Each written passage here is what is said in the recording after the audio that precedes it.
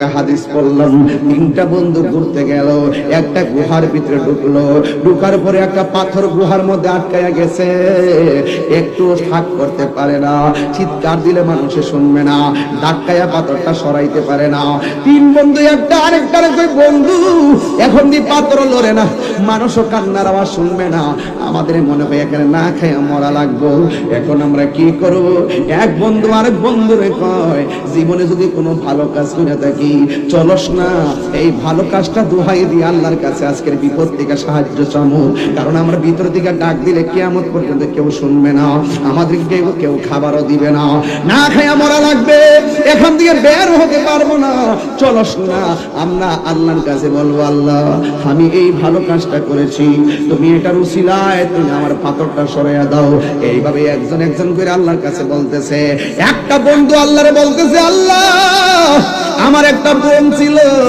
চাচাতো বোন, এলাকার সম্পর্কের বোন,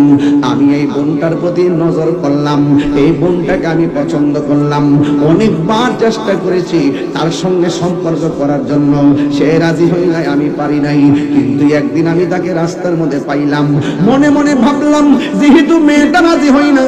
আজকে আমি তাকে ব্যবহার করে আমার শখ মেটাবো। এই কথা চিন্তা ভাবনা করে আমি তারে ধরতে গেলাম, মেয়েটা একটা দৌড় দিল, দৌড়তে দৌড়তে দৌড়তে দৌড়তে আমিও তারে দৌড়াইলাম, দৌড়ানোর পরে মেয়েটা ক্লান্ত হইয়া পড়ে গেছে, আমিও তার কাছে গেলাম, যাইয়া তার শরীর থেকে ওড়নাটা সরাইয়া ফেললাম, তার শরীর থেকে জামাটা খুইলা ফেললাম, অল বডি থেকে কাপড় খুইলা আমি তার উপরে উঠলাম, তারে ব্যবহার করব। তখন মেয়েটা ডাক দিয়া কয়, বাইরে আমি এমন ক্লান্ত হইয়া গেলাম, এই ক্লান্ত হয়ে যাওয়ার কারণে আমি আর দৌড়তে পারি না, তুমি আমাকে নিস্তেজ বানাইছো, আমি ফিজিক্যালি অনেক দুর্বল হয়ে গেছি, আমি আর দৌড়তে পারি না। ইন দি মিন টাইমে আমি তোমার একটা কথা কই, এই মুহূর্তে তুমি আমার যা মন চায় তা করতে পারবা, আমি তোমার বাধা দিতে পারতাম না, আমার গায়ে শক্তি নাই, কোনো মানুষ নাই যে আমার এসে বাঁচাইব, তবে আমি তোমার একটা কথা কই, তুমি আমার দিকে একবার তাকাইছো, দুইবার তাকাইছো, তিনবার তাকাইছো, একটা বার তুমি শুধু আমার ব্যবহার করার আগে আসমানের দিকে তাকাও, আমার আল্লাহরে ভয় করো, আমার আল্লাহরে ভয় করো। ওই ছেলেটা ডাক দিয়ে গো, ও আল্লাহ, যেদিন আমারে ওই তোমার বান্দিটা কইছিল তোমারে ডরাইতাম, ও আল্লাহ, সেই দিন আমি তোমার একমাত্র ডরায়া, জীবনে কোনোদিনই আমি কোনোদিন ভয় পাই নাই, শুধু তোমার ডরাইয়া আমি মেয়েটার প্রতি দীর্ঘদিনের সম্পর্ক আমি ব্যবহার করতে যাই, কাপড় চুপড় কইলা ফালানোর পরেও মেয়েটা যখন বলছে তোমার ডরাইতাম, আল্লাহর কসম একমাত্র তোমার ডরাই আমি পায়জামাটা মেয়েটারে পরাইয়া দিছি, একমাত্র তোমার ডরাইয়া গায়ের জামাটা পরাইয়া দিছি, একমাত্র তোমার ডরাইয়া ওড়নাটা দিয়া মাথাটা ডাইকা দিছি, শুধুমাত্র ডাইকা দেই নাই, মেয়েটার আমি নিজে নিয়ে বাড়িতে পৌঁছাই দিয়েছি। আল্লাহ, এই ভয়টা যদি তোমার আমি সত্যিকার অন্তর দিয়া কইরা থাকি, এই ভয়টা যদি তোমার আমার হৃদয় দিয়ে কইরা থাকি, ও গিলাতুলির বাবা, পাহাড় পরিমাণ গুনাহ করছো, অসুবিধা নাই,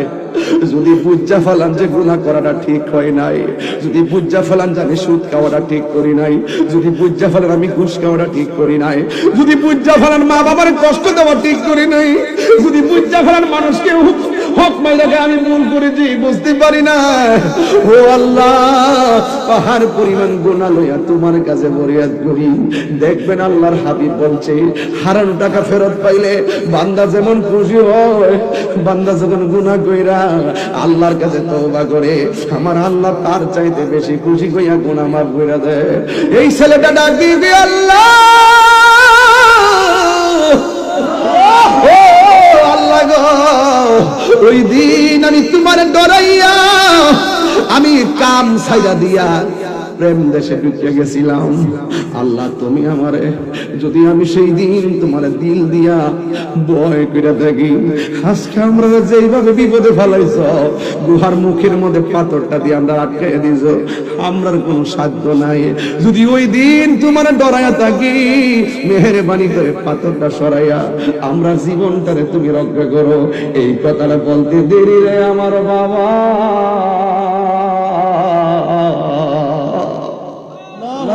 আল্লাহর কসম করে বলি, বিশাল বড় একটা পাথর সেকেন্ডের সাথে সরে গেছে। 3 বন্ধু ওই গুহা থেকে বের হয়ে গেছে।